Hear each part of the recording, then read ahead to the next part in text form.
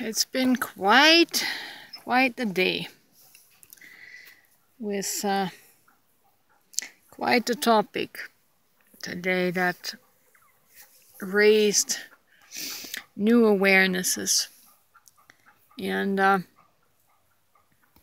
thought I would come back and maybe share a little bit of my journey of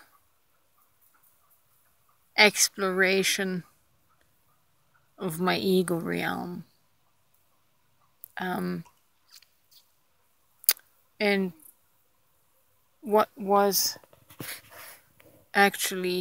caused my awakening. I recently made a video about it, and I think it was the extreme trauma, the extreme shock, soul shock that I experienced from my twin flame connection betrayal.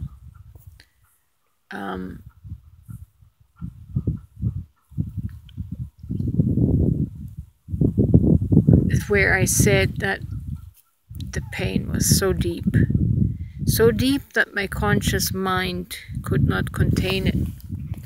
And I got to feel and express my anger at such an octave level that I couldn't help but become aware of the feelings, the frequencies of it, the vibration of it in my body. And I had to process the pain in the moment, as I was not really allowing it. It wasn't a matter of allowing it, it was a matter of my mind not having the control and the ability to suppress it anymore. And because I experienced the vibrations and the frequencies in such excessive volume and loudness, I got to experience, one could almost say, all the octave frequencies of ego. And because I experienced it consciously in my body, I am now attuned to those frequencies, and I can tell very accurately and easily when my ego is playing the chords, the strings, because I know the feeling, I know the resonance of that wounded ego. I got an imprinting of all the octaves. And so I got a very close up, intimate knowing of my ego, according to resonance, according to frequency.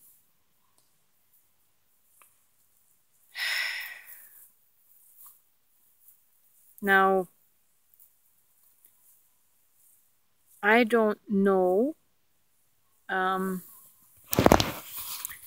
if a person that takes plant medicine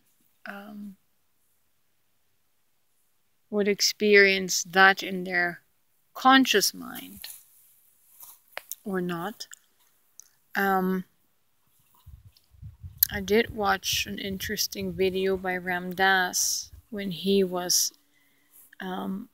experimenting with mushrooms for 7 years. He would go out into the astral, he would go out into the right brain,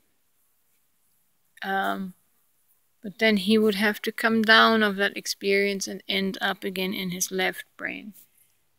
He wasn't able to maintain the high. He wasn't able to stay,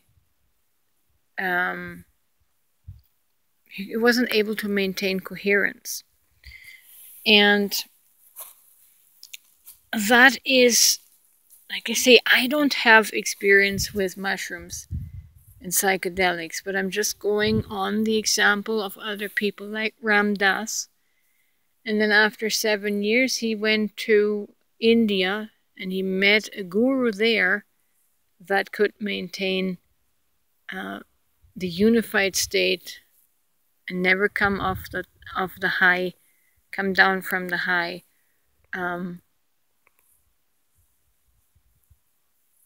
I guess without being on the mushrooms, I don't know.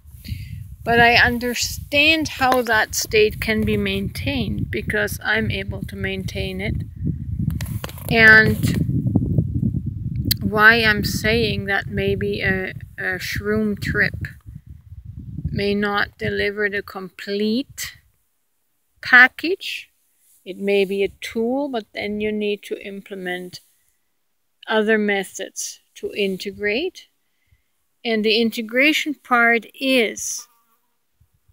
has to be combined with consciously feeling the frequency of our emotions and feelings, of the lower vibrations. And then we have to meet that consciously with our conscious mind, with our rational mind, as well as with our loving, nurturing mind, and apply non-judgment to those feelings. You see, I'm sorry if I go all over the place with this video. I've got so many thoughts. It's not enough to just get out of your left brain. Unless you have a stroke and your left brain is permanently offline, like Dr. Jill Bolte Taylor's. If your left brain is functional and you take a trip to the right brain with shrooms and then you come back, of course your left brain is going to be standing there waiting for you with all the memory of your trauma. And the trauma is embedded in the nervous system. So without the shadow work, I would say it's very difficult to maintain your oneness consciousness because you have to deal with the trauma in the nervous system. The nervous system has been conditioned over a lifetime to respond to triggers, to respond to danger. And so it's got all of these frequencies like a dial memorized. Whenever it senses danger, fear, insecurity, something that's not safe, is going to kick in the function to protect the body against that danger. And most of our triggers today are just running on that programming for the nervous system. So we got to go back into the feelings and basically reprogram the frequencies and retrain the nervous system to new frequencies so that the old dangers of the old memory, the old trauma, no longer triggers the nervous system in this present time. So it's a reprogramming of vibrations, a reprogramming of the frequencies. So that's why the shadow work cannot be bypassed, because you got to retrain.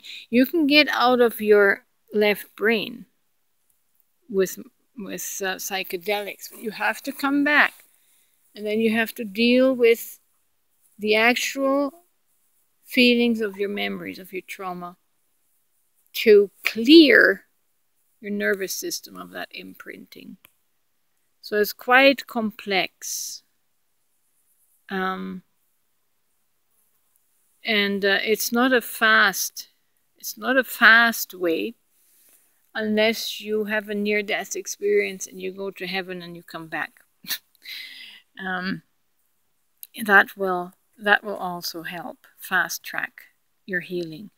But if you're doing it on the ground with just the tools here on the ground, you're going to have to take a whole body approach, a physiological approach, right? and work at every layer.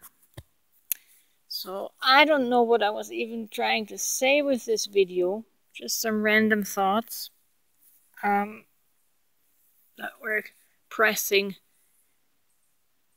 upon my conscious mind, and just thought I would record it.